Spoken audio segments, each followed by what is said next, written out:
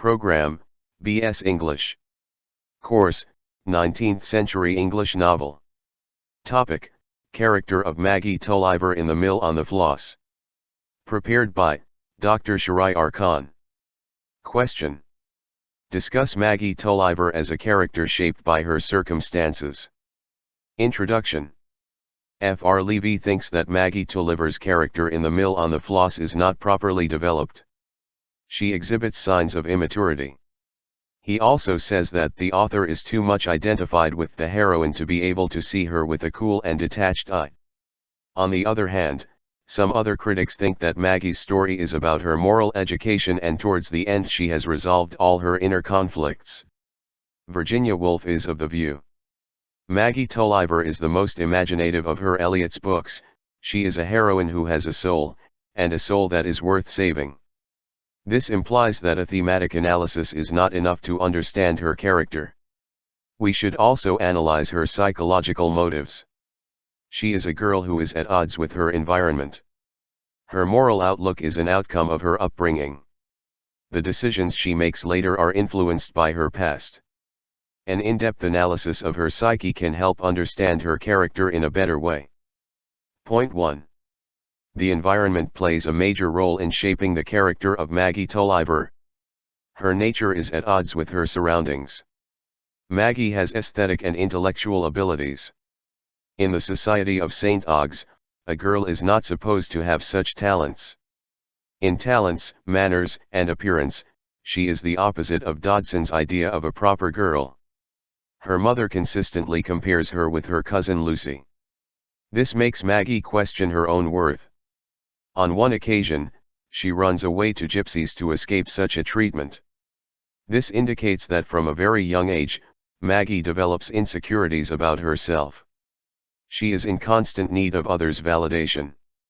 In her childhood, she thinks that if she exhibits her intelligence, she would be admired and accepted.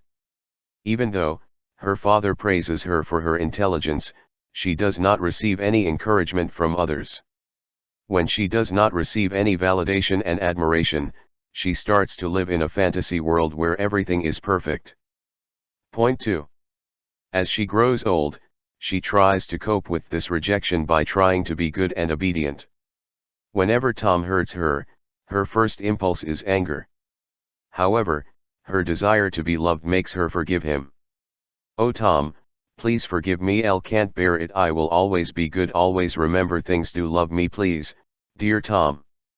As a young girl, she forms this idea in her mind that the love of her father and Tom is the only purpose of her life.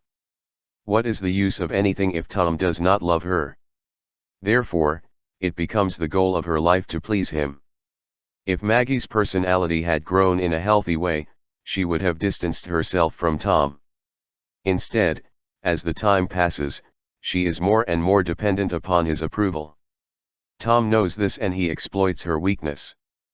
Point 3. At this time of her life, Maggie gets the opportunity to read Thomas à Kempis, who teaches her the significance of self-renunciation. She becomes calmer and more satisfied. However, this calm is disturbed when she comes across Philip Wakem again. After meeting him, her innate delight in admiration and love rises in her. She is also aware of this fact that her father and Tom hate Wakem family. This leads to an inner conflict. On one hand, she has the wishes of her father and Tom and, on the other, her desire to be loved and admired. When Philip argues that they should not sacrifice their friendship because of others, she says, "I'm quite sure that whatever I might do, I should wish in the end that I had gone without anything for myself, rather than have made my father's life harder to him." Maggie has reached at the point where she cannot think that her desire and happiness can coexist with the wishes of others. She believes that she can just choose one, and because she cannot hurt others, so she would choose her own unhappiness. Point 4. Maggie feels attracted to Stephen Guest because he seems to be a person who could satisfy her aesthetic nature. Moreover, she has always been helpless.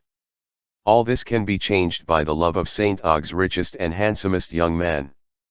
By becoming the beloved of Stephen Guest, Maggie can achieve the position of power and importance. However, this leads to an even stronger inner conflict.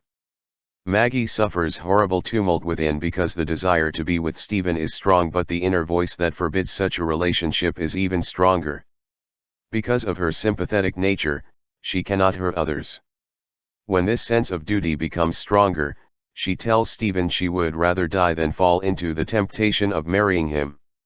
This is the influence of Thomas à Kempis that she decides to renunciate her happiness again. She gives up all hope of her personal happiness and comes back to St. Ogg's to face rebuke and condemnation. Point 5. This analysis reveals that George Eliot conceived Maggie Tulliver's character according to her own moral vision. Eliot's moral vision is firmly based upon her concept of duty. The meaning of one's life lies in total renunciation. Maggie suffers, but her suffering makes her a noble character. Earlier in the novel, Maggie wants to be good because she expects reward for her goodness. Towards the end, she becomes good without expectation of any such reward. In other words, she achieves the true goodness. At this moment, her death becomes a reward for her as it releases her of all suffering. Her death redeems her in the eyes of the other people too. Most importantly, just before her death, she is reunited with Tom. Conclusion.